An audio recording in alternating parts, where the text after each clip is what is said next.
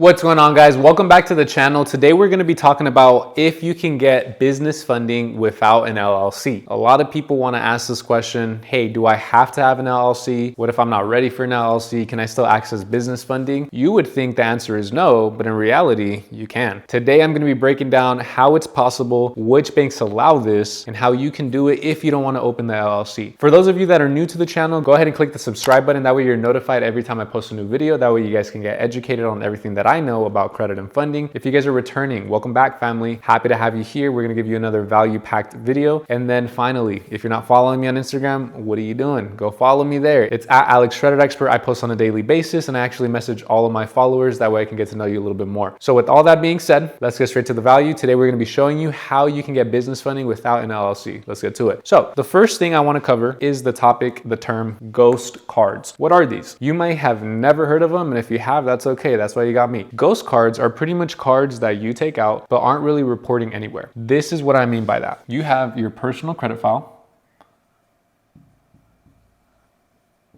So let's say if you took out a credit card, a personal credit card, it would show up here. Okay, you got your card. And then you have your business credit. You got your business credit file. Let's say you take out a business credit card, it'll show up here. So what does this mean? Let's say you have this card and let's say you max it out. Let's say, keep things simple, right? You have a $100 limit for both of these cards.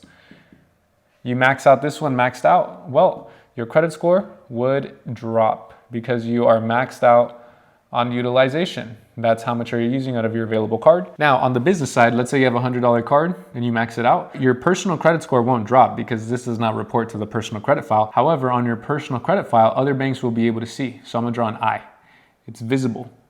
That means if you try to apply to another bank, they may see you have this $100 maxed out business card and they may deny you because of that. So if you take out a personal credit card, it's going to be attached to your personal credit report. If you take out a business credit card, it's going to be attached to that LLC. So that LLC will have its own business credit file. And then again, if you're maxed out, banks will be able to see that this LLC has a maxed out card and then they will deny you. They will deny that LLC. So a ghost card sits somewhere in the middle. The reason why is because a ghost card is not a personal credit card. So that means automatically it doesn't follow personal credit rules. So it's not gonna show up here. This is gonna be a no. And then the way we get a ghost card is not with an LLC. So since it's not with an LLC, it's actually not gonna show up here either. So now it's kind of floating in the middle and pretty much nobody knows about this card except the bank that gives you the card. So the power of a ghost card is that you could take out this card and then fully max it out and you'll still be good for business and personal funding with other banks because since this isn't attached to an LLC, it's not reporting to a specific LLC's credit file. And then since it's not a personal credit card, it's not showing up on your personal credit report. So this makes ghost cards game changers. Now, how do you get approved for a ghost card? You get approved for a ghost card by having strong personal credit. At the end of the day, we are still applying for a business credit card. I don't want to confuse you guys and make you think this is some special type of product. It's not. It's a business credit card. However, we are not applying as an LLC. I'll tell you in a little bit. I'm just trying to keep the suspense of what we are applying as. But in order for us to qualify for the business credit card, we still have to follow the rules. We still have to have strong personal credit because the bank will check our personal credit. And if we are good for it, they will approve us. But then again, since the business credit card automatically does not show up on the personal credit report, and since it's not tied to an LLC, it does not show up on an LLC's business credit file. It becomes a ghost card because there's nothing tied to it. Now, how do we even get a ghost card? And what is a ghost card? Well, a ghost card is simply when we apply for a business credit card as a sole prop. The thing about a sole proprietorship, sole prop, when you apply for a sole prop, you're pretty much just using your social security number. Usually when you use an LLC, you have to use an EIN number. That is how the banks verify your business. EIN number, and this is what generates your business credit report.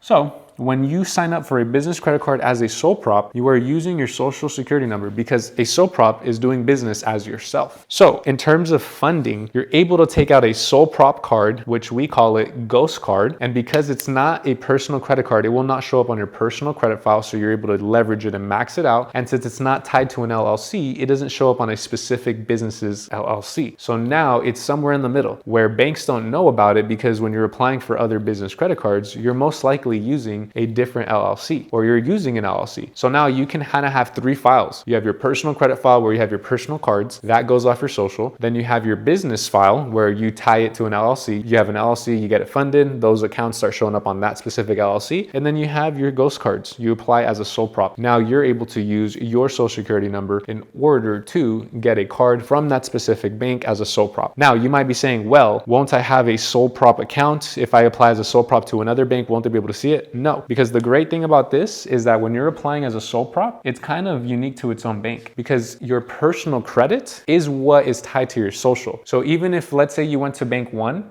and got approved for a sole prop card, they wouldn't be able to find it with bank 2 because bank 2 is going to run the application using your social, and all they're going to see is the personal credit. They're not going to see this sole prop card because it's not tied to your personal credit. It's not reflecting. And then even though you applied for a business product, since it's not tied to an LLC, they can't see it. So this is what makes it super unique. So this can be a little confusing for most people unless you're already kind of advanced at this, but basically a sole prop card, also referred to as a ghost card, is an easy way for you guys to get funding without having an actual LLC. You will just apply in your name. You will say you are the business. Now, the thing is that not every bank offers this. Not every bank offers you a chance to apply as a sole prop, and also not every bank that does give sole props the opportunity offers 0% cards. So what banks do this? I'm gonna give you guys a gem because that's what I do. I always give you guys gems. The first bank, which is why, again, I love it so much, is Amex. Amex, you can actually apply as a sole prop for a business credit card. Now, when you're applying for a business credit card, usually the banks will ask you for an EIN number. As soon as you hit sole prop, it's gonna ask you for your social security number. So you just fill out the application. And the great thing about Amex, as you guys know, they have a pre-approval tool. That means you can apply for the card, see if you get pre-approved. And if you do get pre-approved, go ahead and take the offer. Most likely you're gonna get it. So you already know before if you have a good shot or a bad shot of getting the card. If you don't get the pre-approval and it says we can't approve you at this time, then don't continue the application. Don't actually submit one because then you're just gonna waste a hard inquiry for no reason. But Amex is one bank, and just to give you guys one final bank is going to be Chase. Chase is another bank that you can do this with. Now, one thing to note, from what I have seen, the credit limit approvals that you get are usually going to be higher on an LLC. So don't make the mistake thinking, okay, I'm not gonna start my LLC because I'm gonna just do sole prop cards. No, because remember, not all banks will allow you to apply as a sole prop, and even if they did, you're gonna get higher limits applying as an LLC most of the time. Things can change depending on the structure of LLC, the industry, all that. However, most of the time, LLCs will get more funding compared to a sole prop. But sole prop can be an easy way for you to start getting credit cards with these banks now if you don't have an LLC already. And remember guys, another gem, another strategy to think about. As we start securing credit limits, we don't close them. Once we want to go ahead and leverage more 0% interest money, we go ahead and open a card and then we transfer the old limits. So if you're somebody right now that maybe wants to just start collecting cards so you can start building limits, and then once you actually open up an LLC you plan to do funding and business with, you could always transfer these limits to the new cards you get on the new LLCs.